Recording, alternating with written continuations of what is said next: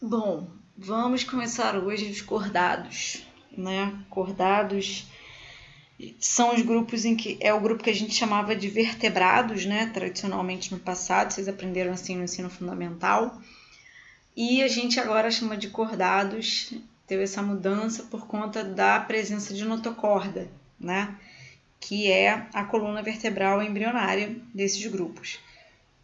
Então, dentro desse grupo grande de cordados, a gente tem, numa ordem evolutiva, peixes, anfíbios, répteis, aves e mamíferos. Hoje a gente vai falar de peixes e anfíbios, tá? Então, são vertebrados exclusivamente aquáticos e a gente tem essa subdivisão aí em termos de classificação. A gente tem a superclasse Agnata e os gnatostomatas. A superclasse Agnata ele é um grupo um pouco menor, né? A gente fala muito pouco, né? Que são os indivíduos sem mandíbula. E a gente inclui aí as feiticeiras e as lampreias. Vocês vão ver, mas a gente não vai fixar muito nisso. E os outros indivíduos, a gente vai falar principalmente dos peixes ósseos e dos peixes cartilaginosos. Né? Peixes cartilaginosos, que são os condrictes, que são tubarões e raias, e os peixes ósseos, que tem essas duas classes diferentes, que a gente nem vai ficar falando dessa nomenclatura, mas que são os peixes, né? Tradicionalmente conhecidos como peixes, tá? Então, a diferença aqui é o tipo de nadadeira entre eles. Bom, então esses agnatos são esses indivíduos simples que não têm mandíbulas. Então eles têm essa boca circular, é uma boca diferenciada dos outros grupos, dos outros peixes. Tem o corpo alongado, serpentiforme. Serpentiforme significa que lembra uma serpente, uma cobra, né? Ele é comprido, tá? Pode atingir até 1 metro. Algumas pessoas chamam de cobra d'água. Então, a gente tem como exemplo as feiticeiras, que vivem no ambiente marinho, e as lampreias, que vivem no ambiente marinho e de água doce. Então, eles não têm escamas e nem nadadeiras pares, só nadadeiras ímpares. Então, as feiticeiras possuem uma nadadeira caudal, que se estende desde a frente do corpo até o final do dorso, e as lampreias, que têm 1 ou 2 nadadeiras dorsais medianas, mas sem ser ímpar, tá? Já os gnatostomados, que são os que nos importam, são peixes mandibulados. Então, a gente tem os condrictes e os osteíctes. Os condrictes, tubarões e raias, e as quimeras. E os osteíctes, os peixes de uma maneira geral, tá? Os peixes, de uma maneira geral, né, em termos de características gerais, eles então apresentam as mandíbulas, né, então faz com que eles tenham força para arrancar pedaços, né, ou para comer de uma maneira mais eficaz do que os peixes agnatos. Então, por isso, os outros peixes, né, eles tinham um pouco mais de restrição em termos de alimentação.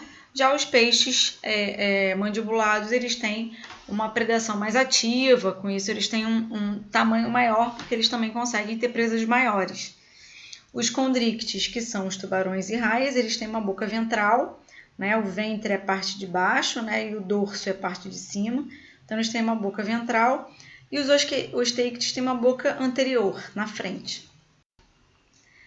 A presença de nadadeiras pares sempre, né? Isso promove muito a possibilidade de uma locomoção mais eficiente, inclusive para uma propulsão dentro da água.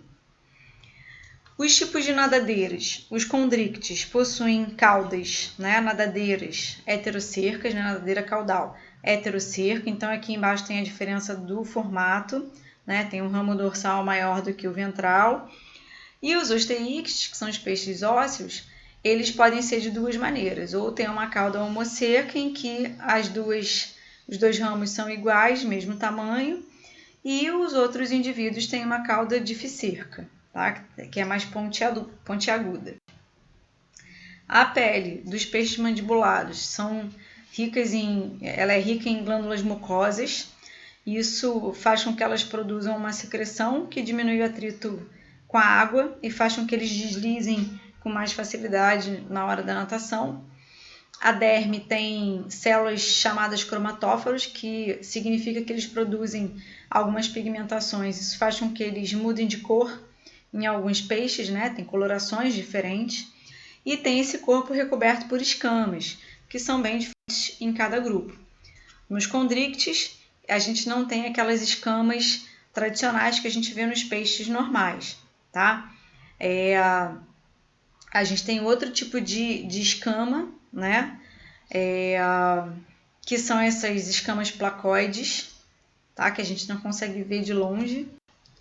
Já os osteíctes são peixes normais, né? Os peixes ósseos, que tem aquelas escamas mais fininhas, em que se a gente for numa peixaria, você consegue ver o peixeiro tirando a escama do peixe. E elas têm formatos muito distintos. Isso aí tem a ver com o tipo de espécie que a gente está falando. A gente não precisa identificar isso, só saber que elas são diferentes, tá?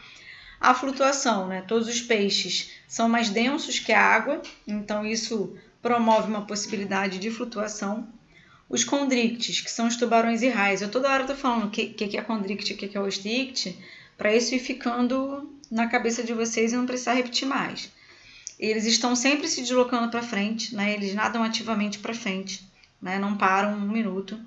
Eles têm um fígado que tem uma bolsa de óleo, né? Dentro do fígado. Essa bolsa de óleo justamente facilita essa compensação da densidade do corpo, porque são animais pesados, né? Grandes. Já os osteíctes, os peixes ósseos, eles têm uma bexiga natatória. Essa bexiga natatória é uma bexiga cheia de ar, né? Ou gás, que faz com que ele consiga flutuar. Ele é um animal mais leve, né? Menor do que os tubarões e raias, mas eles possuem essa bexiga natatória que permite a possibilidade de flutuabilidade. Os condrictes não têm bexiga natatória. Em termos respiratórios, condrictes e osteíctes respiram por brânquias, né? Só tem algumas diferenças. Os condrictes, tubarões e raias, as brânquias se comunicam diretamente com o exterior. Então, vocês conseguem ver aqui nessa imagem como as brânquias têm uma abertura exatamente para o ambiente externo do corpo do animal. Já os osteíctes não. Eles têm umas brânquias que são cobertas por um opérculo e a gente, se for numa peixaria, muitas vezes você vê as pessoas abrindo, né, o que a gente chama de guelra, e é uma das formas que as pessoas percebem se o peixe é fresco ou não, né? Elas botam a mão aqui e levantam para olhar como é por baixo, tá? A circulação dos peixes, ela é simples, fechada e completa. Quer dizer, ela passa o sangue, é fechado porque o sangue passa no interior de vasos sanguíneos, né? E completa porque ela dá uma volta completa no corpo em relação ao coração, tá? Mas ela é simples porque no coração só passa sangue venoso e não passa sangue arterial. Em termos de sentido, né, de órgãos de sentido, a gente tem em alguns indivíduos, né, esse sistema que a gente chama de mecanorrecepção, que é a percepção do ambiente, né, em velocidade, corrente aquática, ondas sonoras, pressão da água. Isso permite fazer com que o animal consiga ter uma locomoção mais eficiente, uma mudança de ambiente, uma migração por conta de alguma maré diferenciada, alguma vibração por onda sonora que não seja importante e boa para ele, tá? Eles também têm eletroreceptores, em que percebe condutividade elétrica quando está próximo a ele, tá? Ele consegue perceber a presença de outros indivíduos, né? Inclusive uma corrente elétrica produzida pela musculatura de outro animal. A gente tem os peixes elétricos, né? Que são chamados de peixes elétricos e que isso tem uma relação com a sua comunicação, né? Então eles se entendem, eles se reconhecem, eles se identificam por sexo e por espécie. Isso facilita a reprodução, por exemplo. Outros sentidos, né? Os condrictes têm o que a gente chama de ampola de Lorenzini, que é uma região, né, específica, numa região na cabeça, em que ele tem uma percepção de temperatura, de pressão de água e de salinidade. E também percebe a localização de algumas presas. Algumas pessoas dizem que se você der um soco na cabeça, assim, como se fosse numa narina de um condricte, ele foge, né? Então, existem algumas possibilidades por conta de atingir essa ampola de Lorenzini e ele ficar mais desnorteado. Em termos de sistema digestório, os condrictes têm uma boca ventral, um estômago em forma de J ou ausente nas quimeras, o intestino curto, mas ele tem um fígado importante que tem aquele preenchimento de um óleo que é importante para sua flutuação, já que ele é um animal muito grande, ele precisa desse movimento. E ele termina numa cloaca e não num ânus. Os osteíctes têm uma boca anterior, né, um estômago também em J, tem um processo intestinal diferente e ele termina o seu sistema digestório num ânus e não numa cloaca. Em termos de excretas nitrogenados, todos os animais excretam algum tipo de produto nitrogenado, né, que tenha o nitrogênio como base. Os condrictes excretam ureia e os osteíctes excretam amônia. Então, o fato dos osteíctes produzirem amônia, excretarem amônia, a amônia é um produto muito tóxico. Isso significa que esse peixe ele bebe água, tá? Ele precisa eliminar muito dessa amônia porque é um produto muito tóxico e isso faria mal para ele. Então, ele precisa fazer muita eliminação dessa amônia. Já a ureia não é quase nada tóxico, bem menos, tá? Os rins, a gente diz que eles têm rins mesonéfros. É a forma, né, de excreção. Em termos de osmorregulação, condrictes, né, peixes cartilaginosos, são hiposmóticos, então eles são hipotônicos em relação ao meio, quer dizer, eles são menos concentrados dentro dele do que o meio. O meio externo, o ambiente do mar, é mais concentrado de solutos, né, e ele menos concentrado. Ele não precisa ingerir água, né, por conta disso, e ele elimina uma ureia como um produto mais tranquilo e não é tão ruim para ele, tá? Retém uma grande quantidade de ureia, né? É o que a gente chama de uremia fisiológica, mas que isso não é um problema, não faz ele ficar mal, tá?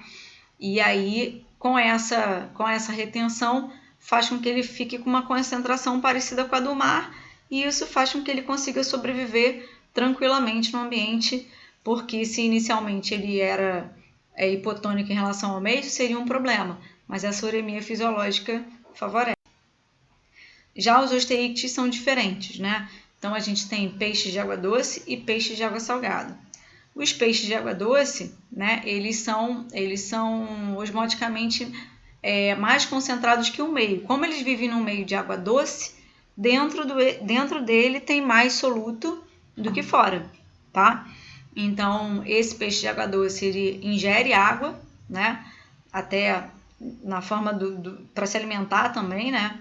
Tem uma absorção de sais pelas brânquias e aí a entrada de água por osmose do corpo, através das brânquias e da superfície do corpo, faz com que ele excrete uma quantidade de água e numa urina diluída, produzida pelos rins, e isso mantém o equilíbrio do corpo dele.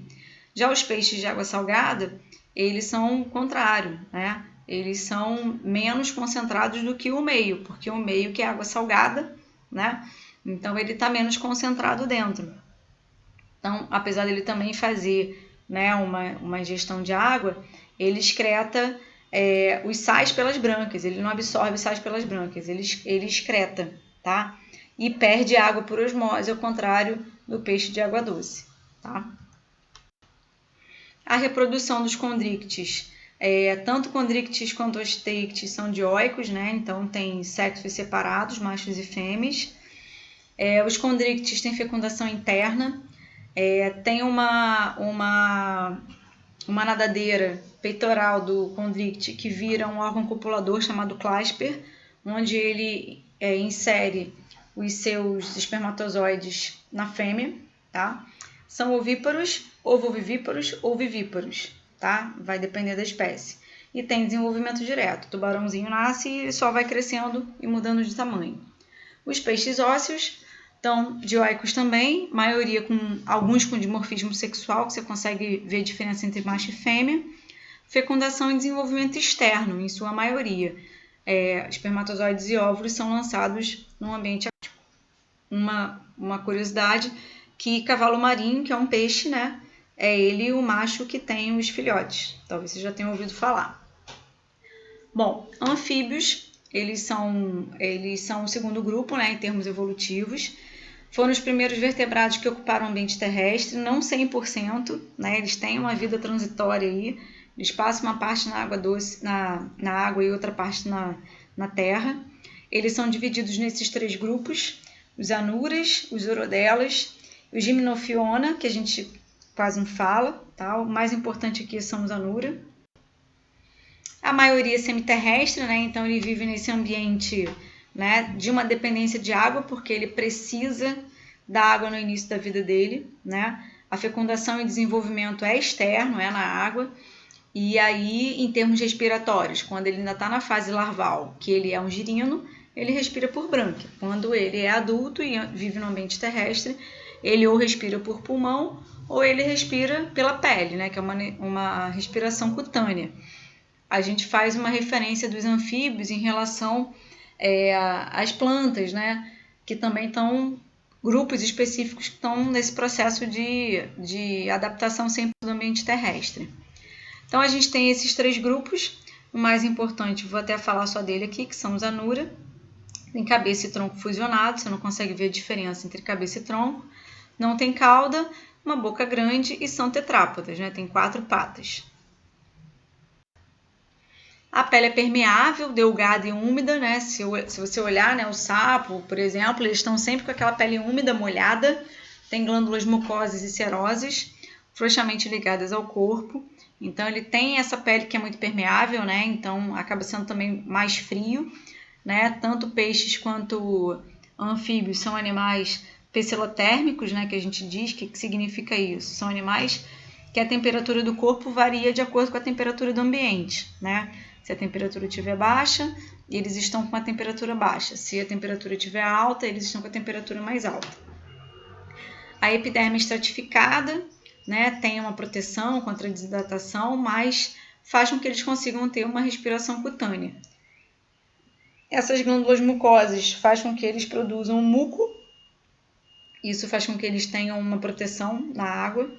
As glândulas serosas produzem um veneno, alguns indivíduos, né, algumas espécies produzem esse veneno.